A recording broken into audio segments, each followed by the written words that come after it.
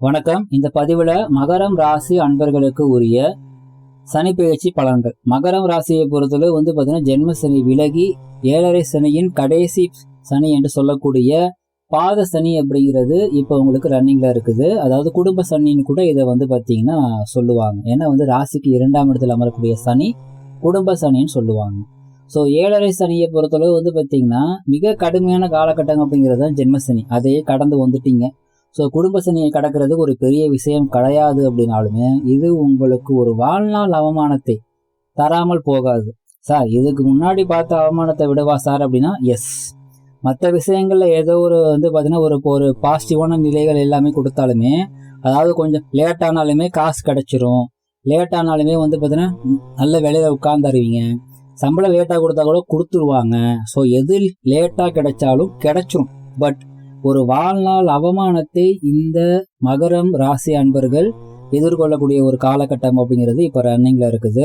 ரொம்ப முக்கியமாக சரிங்களா, ரொம்ப ரொம்ப முக்கியமாக உங்களுடைய இந்த சனிப்பெயர்ச்சி பலன்களை பொறுத்தளவு பொதுவாக 2ஆம் இடத்துல அமரக்கூடிய சனி என்ன தருவார் அப்படிங்கிறத மட்டுமே இல்லாம இன்னும் மேற்கொண்டு 2 முக்கியமான விஷயங்களை சொல்ல போறேன். அதாவது உங்களுடைய ராசி மகரமாக இருந்தாலும் உங்களுடைய லக்னம் வேறு வேறாக இருக்கலாம், அல்லது மகர லக்னமாகவும் இருக்கலாம். அப்படிங்கிற பட்சத்துல உங்களுக்கு என்ன பலன்கள் கிடைக்கும் அப்படிங்கிறத சொல்ல போறேன். அது கண்டிப்பா நடக்கும். அதாவது உங்களுக்கு என்ன தசாபுத்தி நடந்தாலும் அது கண்டிப்பா நடக்கும். அதே மாதிரி 3ஆம் பகுதியில உங்களுடைய சுய ஜாதகத்துல குறிப்பிட்ட இடங்கள்ல என்ன மாதிரியான கிரகங்கள் இருந்தால் உங்களுக்கு என்ன மாதிரியான பலன்கள் கிடைக்குங்கிறதே சொல்ல போறேன். அதுவுமே உங்களுக்கு கன்ஃபார்மா 100% நடக்கும். ஸோ இப்போ இதில் பார்த்தீங்கன்னா சுப பலன்கள் அப்படின்னு சொல்லி பார்த்தோம்னா மிக குறைவாகத்தான் இருக்குது 3லையுமே. இதில் 3ஆம் பகுதியில் சில சூப்பரான பலன்கள் இருக்குது. அது உங்களில் யாருக்கு கிடைக்கும் அப்படிங்கிறது நீங்களே செக் பண்ணிக்கலாம். சரிங்களா, யாருக்கு அது கிடைக்குங்கிறது உங்களுடைய ஜாதகத்தை எடுத்து வச்சு நான் சொல்கிற பலன்கள் அப்படியே கேட்டுக்கிட்டு உங்கள் ஜாதகத்தை எடுத்து வச்சு பார்த்தீங்கன்னா உங்களுக்கே தெரிஞ்சிடும். ஆஹா, எனக்கு இந்த காலகட்டத்தில் 7.5 சனி நடந்தாலுமே இந்த அமைப்பு என் ஜாதகத்துல இருக்குது அப்படின்னா நான் சொல்லக்கூடிய ஒரு முக்கியமான அமைப்பு கண்டிப்பா உங்களுக்கு சுப பலன், சூப்பரான பலன், நல்ல ஒரு பொருளாதாரம் அப்படிங்கிறது சூப்பரா கன்ஃபார்மா கிடைக்கும். சரிங்களா, ஸோ பதிவை முழுசா பாருங்க. ஸோ பார்த்தீங்கன்னா இந்த முதல் பகுதியை பொறுத்தளவு பார்த்தீங்கன்னா பிரச்சனை அப்படிங்கிறது இருக்குது. முக்கியமா தனிமை இருக்குது, உணவு கட்டுப்பாடு ரொம்ப அவசியம், சர்க்கரை சம்பந்தப்பட்ட பிரச்சனை, பிபி சம்பந்தப்பட்ட பிரச்சனை வரும். சரிங்களா, சிலருக்கு பார்த்தீங்கன்னா பல்லு வலி, காலு வலி, முதுகு வலி இதெல்லாம் வரக்கூடிய அமைப்புங்கிறது இருக்குது. ஆல்ரெடி இருக்குதுன்னா இதெல்லாம் ஜாஸ்தியாகும். அலட்சியமா இருக்காதீங்க, சோம்பேறியா இருக்காதீங்க, உங்களை சுறுசுறுப்பா வச்சுக்க ட்ரை பண்ணிக்கோங்க. சுபகாரியங்கள் ஏதாவது தள்ளி போயிட்டு இருக்குன்னா அதெல்லாம் கொஞ்சம் கடுமையான முயற்சிக்கு பின்பு பார்த்தீங்கன்னா உங்களுக்கு நடக்க ஆரம்பிச்சிடும். ஆனால் அதுல உங்களை யாரும் சரியா மதிக்க மாட்டேங்கிறாங்க அப்படிங்கிற ஒரு மனக்கவலை மட்டும் கிடைக்கும். சிலருக்கு புது வேலை உண்டு. வாகனத்துல போகும்போது கொஞ்சம் கவனமா போங்க. வீட்டுக்கு தேவையான பொருட்கள் பார்த்தீங்கன்னா வாங்கி சந்தோஷப்படுவீங்க. அதே சமயம் பார்த்தீங்கன்னா மூத்த சகோதரம், இளைய சகோதரம் வகையில உங்களுக்கு ஆதாயங்கள் உண்டு. வீட்டில் ஏதாவது பார்த்தீங்கன்னா சுபகாரியத்துக்காக பார்த்தீங்கன்னா கடன் வாங்கக்கூடிய சூழல் இருந்தாலும் இன்னொரு பக்கம் தங்க நகைகள் வாங்கக்கூடிய ஒரு அமைப்பும் அப்படிங்கிறது இருக்குது. அதே சமயம் யாருக்கும் பணம் நகை வாங்கி தர்றதுக்கு கூட போய் ஹெல்ப் பண்றேன்னு சொல்லிட்டு போய் பண்ணாதீங்க. அங்க ஏதாவது பிரச்சனை வந்துச்சுன்னா அந்த பிரச்சனை உங்க மேல திரும்பிடும். இதனால ரொம்ப கவனமாக இருக்கணும். வீடு வாசல் விஷயத்துல கொஞ்சம் கவனமா இருங்க. வீட்டுல ஏதாவது பார்த்தீங்கன்னா இடம் கொஞ்சம் தண்ணியா இருக்குது, அல்லது பாசி பிடிச்சிருக்குது, அல்லது பார்த்தீங்கன்னா ஏதாவது எண்ணெய் கொட்டி இருக்குது அப்படிங்கிறது தெரியாம கால் வச்சு வழுக்கி விழுந்து காலில் அடிபடக்கூடிய அமைப்புங்கிறது இருக்குது. முக்கியமா இது லேடிஸுக்கு. ஜென்ஸுக்கு பொறுத்தளவு எங்க பயணம் போனாலுமே படிக்கட்டு ஏறுறது, இறங்குறது, வண்டி ஓட்டுறது எல்லாத்துலேயுமே கொஞ்சம் கவனமாக இருக்கக்கூடிய ஒரு காலகட்டம் அப்படிங்கிறது ரொம்ப கவனமாக பார்க்கணும். உங்களுடைய லாபஸ்தானத்தின் மீது சனி பார்வை இருப்பதனால சிலருக்கு தாமதமானால் கூட உங்களுடைய லைஃபுக்கு தேவையான முக்கியமான ஏதாவது ஒரு நல்ல பலன்கள் அப்படிங்கிறது நீங்கள் கண்டிப்பாக பெறுவீர்கள். அது பணவரவாக இருக்கலாம், அல்லது சுப காரியங்களாக இருக்கலாம், அல்லது உறவுகளுடைய வரவுகளாக இருக்கலாம். அதாவது திருமணமாகட்டும், குழந்தை பிறப்பாகட்டும், அல்லது உங்களுடைய வீட்டில் பார்த்தீங்கன்னா வெளியூர்ல இருக்காங்க, அல்லது நீங்க வெளியூர்ல இருக்கீங்க அப்படிங்கிற பட்சத்துல மீட் பண்ணிக்கக்கூடிய அமைப்புகள்லாம் கிரியேட் ஆகும். சரிங்களா, ஸோ இதெல்லாம் பார்த்தீங்கன்னா கொஞ்சம் பாசிட்டிவான அமைப்புகளும் உங்களுக்கு இருக்குது. சரி, இப்போ இரண்டாம் பகுதிக்குள்ள போக போறோம். அதாவது உங்களுடைய ராசி மகரமாக இருந்தாலும் லக்னம் என்ன அப்படிங்கறத பொறுத்து என்ன பலன்கள் அப்படிங்கறத பார்க்கலாம். உங்களுடைய லக்னம் மேசம் அப்படின்னா உங்களுடைய ஆசைகள் நிறைவேறும். எப்போ அப்படின்னா கும்பத்தில் உங்களுடைய சுயஜாதகத்துல குரு அல்லது சுக்கிரன் இருந்தாங்க அப்படின்னா கண்டிப்பாக அது நிறைவேறும். ரிஷபம் லக்னமாக நீங்க இருந்தீங்கன்னா சிலருக்கு கர்ம காரியம் செய்யக்கூடிய ஒரு நிலை அப்படிங்கிறது இருக்குது. ஆனால் வேலையிலும் தொழிலிலும் நல்ல முன்னேற்றம் கண்டிப்பாக இருக்கும். மிதுனம் லக்னமாக இருந்தால் அனாவசியமான செலவால் அல்லது அகலக்கால் வைப்பதால் பிரச்சனையில் சிக்கக்கூடிய ஒரு அமைப்பு அப்படிங்கிறது இருக்குது. கடகம் லக்னமாக நீங்கள் இருந்தால் உங்களுடைய ஆயுள் பலம் பெறுகிறது. ஸோ அதனால யாருக்காவது ஏதாவது பிரச்சனை இருக்குது, உடல்நலம் அந்த பிரச்சனை இருக்குதுன்னா அது கண்டிப்பா சரியாயிரும். அதே சமயம் தீராத வாழ்நாள் அவமானத்தை தரக்கூடிய ஒரு காலகட்டமாகவும் இருக்குது. தனிமையிலும் இருக்கக்கூடிய ஒரு அமைப்பு அப்படிங்கிறது இருக்குது. எல்லோர் மீதும் ஒரு வெறுப்பு வரக்கூடிய ஒரு நிலையும் உருவாக்கும். சிம்மம் லக்னமாக நீங்கள் இருந்தால் உங்களுக்கு ரொம்ப ரொம்ப பிடிச்ச விஷயங்கள் கூட உங்களுக்கு பிடிக்கவே பிடிக்காத ஒரு சூழல்ல, பிடிக்கவே பிடிக்காத ஒரு அமைப்புல மட்டும்தான் உங்களுக்கு அது கிடைக்கும். அது மாதிரியான ஒரு இக்கட்டான ஒரு நிலை அப்படிங்கிறது இருக்குது. கன்னி லக்னமாக நீங்கள் இருந்தால் உங்களுடைய கடனை அதிகரிக்க செய்யும் காலம். அந்த கடனால் பின்னாளில் இன் ஃபியூச்சர்ல இப்ப வாங்குற இந்த கடனால அல்லது இப்ப இன்க்ரீஸ் ஆகிற கடனால இன் ஃபியூச்சர்ல மிகப்பெரிய பிரச்சனைகள் பாத்தீங்கன்னா வரக்கூடிய ஒரு ஆரம்ப காலகட்டத்தை இப்ப விதைக்கும். துலாம் லக்னமாக நீங்கள் இருந்தால் சுபகாரியங்கள் கடைசி தருணத்தில் தடைபடும் அல்லது மிகப்பெரிய ஒரு அவமானத்தை தந்து அந்த சுபகாரியத்தை நடத்தி வைக்கும். விருச்சிகம் லக்னமாக நீங்கள் இருந்தால் தீய கர்மாக்கள் உருவாகக்கூடிய ஒரு காலம். அதாவது நீங்கள் செய்யக்கூடிய செயலால் உங்களுக்கு பாத்தீங்கன்னா நெகட்டிவான கர்மாக்கள் கிரியேட் ஆகும். அந்த நெகட்டிவான கர்மாவினுடைய ஒரு பாதிப்பு இப்பவே உங்களுக்கு ஒரு சிம்டம்ஸா எப்படி காமிக்கும்னா, ஏதாவது ஒரு பெரிய நோய் அல்லது தீர்க்கவே முடியாத ஒரு பிரச்சனை இது மாதிரியான பாத்தீங்கன்னா சிக்கல்ல பாத்தீங்கன்னா உங்களுக்கு கிரியேட் பண்ணி கொடுக்கும். அப்படி வந்துச்சுன்னா அந்த கர்மா வலுவா உங்களுக்கு வந்துருச்சு. அது உங்களை மட்டுமல்ல உங்களுடைய சந்ததியர்களுக்கும் அது செல்லக்கூடிய ஒரு அமைப்பு அப்படிங்கிறத காண்பிக்குது. தனுசு லக்னத்தை பொறுத்தளவு புத்திர தோஷம் கொஞ்சம் வலுவடையுது. ஸோ இதனால பிள்ளைகளால் அல்லது குழந்தை இல்லையே அப்படிங்கிற இது நிலையில பிரச்சனைகள் அப்படிங்கிறது இருக்கும். சிலருக்கு பாத்தீங்கன்னா தாயார் வகையில மிகப்பெரிய ஒரு மனக்காயம் ஒன்றும் தாயாருக்கு பாத்தீங்கன்னா அதிகப்படியான உடல்நல பாதிப்பு தரக்கூடிய நிலையை கூட இது தரலாம். மகரம் லக்னமாக நீங்கள் இருந்தால் வாழ்நாள் அவமானத்தை இந்த டைம்ல நீங்க அட்டன் பண்ற மாதிரி இருக்கும். உங்களுக்கு ஒருவேளை சனி தசாவோ அல்லது சனி புத்தியோ நடப்புல இருந்ததுன்னா அந்த அவமானத்தினுடைய ஒரு பவர் பாத்தீங்கன்னா 3 மடங்கு ஜாஸ்தியா இருக்கும். கும்பம் லக்னமாக நீங்கள் இருந்தால் மன உளைச்சல், தனிமை அல்லது பிடிக்கவே பிடிக்காத ஒரு சூழல்ல வேற வழியே இல்லாம பாத்தீங்கன்னா நீங்கள் வாழ வேண்டிய ஒரு நிலையை ஏற்படுத்தி கொடுக்கும். மீனம் லக்னமாக நீங்கள் இருந்தால் நிம்மதியின்மை அல்லது அவமானத்தை தந்து தூக்கம் இல்லாத இரவுகள், அதாவது தூங்க போனா தூக்கம் வராது. டே டைம்ல உங்களுடைய லைஃப் நீங்க நார்மலா கொண்டு போனா கூட நைட் டைம்ல தூக்கம் இல்லாத ஒரு நிலை அப்படிங்கிறது கொடுக்கும். ஸோ இப்போ பார்ட் 1 பார்த்தாச்சு, பார்ட் 2 பார்த்தாச்சு, பார்ட் 3க்குள்ள போக போறோம். பகுதி 3. இந்த பகுதி 3ல் சொல்லப்படக்கூடிய விஷயங்கள் உங்கள யாருக்கு நடக்கும், எவ்வளவு பெர்சன்டேஜ் நடக்கும் அப்படிங்கிறது நான் பேசிட்டு இருக்கிற இந்த நேரத்துல உங்களுக்கு பேக்ரவுண்ட்ல அப்பப்போ பார்த்தீங்கன்னா ஒரு சார்ட் போயிருக்கும். அந்த சார்ட்ல பார்த்தீங்கன்னா 300% போட்டிருப்பேன், 100% போட்டிருப்பேன், 50% போட்டிருப்பேன்.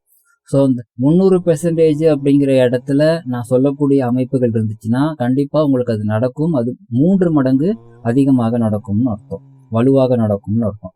100%னா அசிட்டிஸ் என்ன சொல்றனோ அது கண்டிப்பாக உண்டு. அதனுடைய விகிதம் எக்ஸ்ட்ரா ஆகாது, குறையவும் செய்யாது.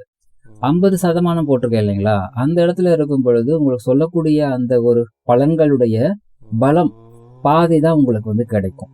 சரிங்களா? ஸோ அது நல்ல பழங்களாக இருந்தாலும் சரி, தீய பழங்களாக இருந்தாலும் சரி, எல்லாத்துக்குமே பொருந்தும். சரி, அது என்ன அப்படிங்கிறத பார்க்கலாம். இப்போ பார்த்தீங்கன்னா உங்களுக்கு உங்களுடைய ஜாதகத்துல நான் இப்ப சொன்ன இது பிளேஸ்ல சூரியன் அப்படிங்கிற ஒரு கிரகம் இருக்குதுன்னு வைங்களேன், உங்களுடைய சுயஜாதக அமைப்பின்படி உங்களுக்கு உங்களுடைய அப்பா, உங்களுடைய முதல் மகன் அல்லது மாமனார் யார் மீது ரொம்ப பாசமா இருக்கீங்களோ அவங்களுக்கு பார்த்தீங்கன்னா உடல்நல குறைவு அல்லது கண்டம் அப்படிங்கிறது ஏற்படும். ஸோ பார்த்தீங்கன்னா யார் மீது ரொம்ப பாசமோ அவங்களுக்கு தான் அந்த பாதிப்பு இருக்கும் அப்படிங்கிறத புரிஞ்சுக்கோங்க. அதே சமயம் தியானத்துல பார்த்தீங்கன்னா ஆர்வம் கொண்டவர்களுக்கு இது மிகவும் அற்புதமான ஒரு காலகட்டம். வேலை மற்றும் தொழில்ல சிரமங்கள் அப்படிங்கிறது ஏற்படும். நிர்வாக பிரச்சனைகள் அப்படிங்கிறது தலை தூக்கும். முக்கியமா அரசு சம்பந்தப்பட்ட வகையில உங்களுக்கு பிரச்சனைகள் அப்படிங்கிறது ஏதேனும் வரலாம். அல்லது அரசு சம்பந்தப்பட்ட ஏதாவது ஒரு ஆதாயம் பெறுவதற்காக நீங்க காத்துக்கிட்டு இருக்கீங்கன்னா அது உங்களுக்கு பார்த்தீங்கன்னா கிடைக்காமல் போறதுக்கோ அல்லது காலம் தாழ்ந்து கிடைப்பதற்கோ உங்களுக்கு வாய்ப்புகள் மிகவும் அதிகம். அடுத்ததா நான் சொன்ன இந்த இடங்கள்ல, அதாவது உங்களுக்கு இந்த சார்ட்ல கலரிங் பண்ணியிருக்கேன் இல்லைங்களா, அந்த இடங்கள்ல உங்களுக்கு செவ்வாய் இருந்தது அப்படின்னா விபத்துகள் ஏற்படுவதற்குரிய ஒரு வாய்ப்புகள் அப்படிங்கிறது அதிகமாக இருக்கின்றது. ஒருவேளை உங்க ஜாதகத்துல ஆல்ரெடி செவ்வாய் சனி தொடர்பு இருந்தது அப்படின்னா அந்த விபத்தினுடைய அளவு கொஞ்சம் ஜாஸ்தியா இருக்கும். ஸோ அப்ப என்ன பண்ணலாம் அப்படின்னா இரத்த தானம் நீங்களாகவே போய் பண்ணிக்கிட்டீங்க அப்படின்னா அந்த விபத்திலிருந்து நீங்கள் தப்பித்து கொள்ளலாம். அதே சமயம் இடம் சார்ந்த வீடு சார்ந்த விஷயங்கள்லாம் பார்த்தீங்கன்னா உங்களுக்கு பிரச்சனைகள் இருக்கும். அல்லது அந்த பிரச்சனைகளை பார்த்தீங்கன்னா நீங்க கம்ப்ளீட் பண்றதுக்கு ரொம்ப கஷ்டப்படுற மாதிரி இருக்கும். ஈஸியா முடிய வேண்டிய விஷயங்கள் ரொம்பவே தாமதமாகும். அதே சமயம் சகோதர உறவுக்குள் பிரச்சனைகள் வரக்கூடும். அது பார்த்தீங்கன்னா பெண்களுக்கும் பொருந்தும், ஆண்களுக்கும் பொருந்தும். இதுல பெண்களுக்கு பார்த்தீங்கன்னா கூடுதலாக கணவர் வகையில பார்த்தீங்கன்னா உங்களுக்கு மனக்கசப்பு அப்படிங்கிறது ஏற்படும்.